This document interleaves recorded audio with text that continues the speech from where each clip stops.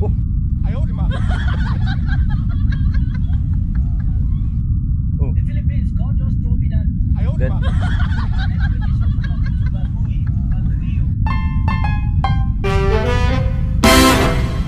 ayan, reaction video na naman tayo mga idol, no? Bibigyan natin ng reaction nito si Pastor Indy na naman sa isa niyang video, no, mga idol. And like I told you, that is why God is judging the Philippines right now. It's because of idolatry. Oh, palagi na talaga niyang binabalik-balik yan mga idol, no? Kung bakit daw ang Pilipinas ay ginajudge ngayon ng Panginoon dahil sa sobrang idolatry ng mga Pilipino. Too much idol in Cebu. There's been 2 earthquakes in Cebu.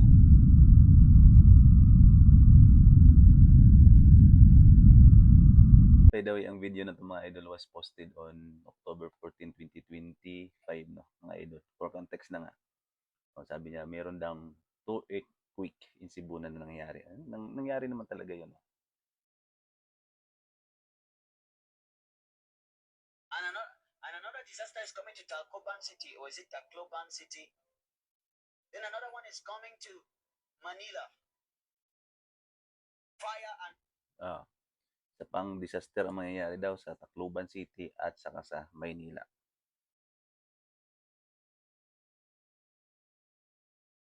tsunami is coming to Manila. Another earthquake is also coming to Manila. Earthquake from Huli ka na, Pastor. Huli ka na. Prophesize na ni Baldwin yan eh. magnitude 8. Another earthquake hit Davao the other day in the Philippines. And God told me it's because of their idols. It's because of their idols. They don't want to repent. Ewan ko kung bakit nagalit ito sa Pilipinas ng pastor na to. Dahil daw sa idols. There's another festival coming in January. I saw people dying in the festival. Oh, let me first of all prophesy that. There's a festival coming in January. Ito yung festival ng Nazareno. So, may mamamatay daw dyan. Kaya yung mga Katolik dyan. Tingnan nyo yung sinasabi ng tao na to. Nazarene something. Nazarene Jesus something. They're going to kiss the statue down. Kulang yung information mo. Yung coach mo, i-message mo muna, sabihin mo kung ano ba talagang totoong details doon. Touching the statue, the people are jumping on each other because of the statue. I saw people dying in that day. A lot of people. God is fed up with your idols. God has started judging idol nations very strongly. God is no more playing games. And the one of India is coming. Keep putting your ears like this to India. India na naman daw. Pabanatan din daw ang India. Morning or one day you're gonna wake up and see the news saying more than 700 people are dead in India because of an earthquake. Because of earthquake. Japan's own is coming too. Sunod din daw ang Japan.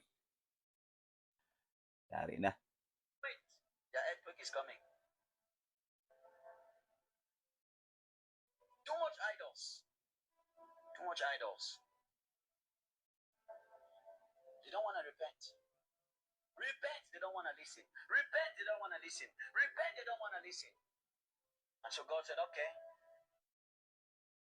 Sabi daw kasi ng Panginoon, mag-repent daw kayo, mag-repent daw kayo. Hindi kayo nakikinig. Sabi daw ng Panginoon, okay. Let me bring volcanoes, earthquakes. Let me tell them that I'm not happy with them. Let me see the Philippines right now. Ba, may mapa pa. Look at the Philippines. Just look at the Philippines. Kitang-kita mo ba? Baka mali yung maituturo mo dyan, ha?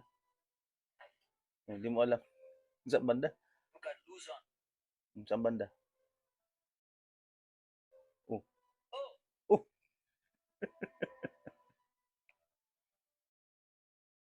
The Philippines, God just told me that That an earthquake is also coming to Baguio.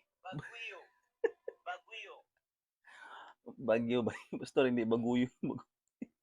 Sige, tuloy-tuloy. I'm seeing it right now. There's a place in northern Philippines called Baguio. Baguyo. Baguio, get ready for earthquake 2. Lo. See? Manila, get ready for fire and earthquake 2. Hmm. Oh, Oh. Hindi mo makita ang Philippines dyan? Mindanao, Mindanao. Oh. in Davao City, another one. World map yung tinitingnan mo ha. Cebu City, another one. Balik sa Cebu. Iloilo City. Bowlin. Teged. Oh. I see a country here, guys. I see a country here. Oh, where's the Philippines?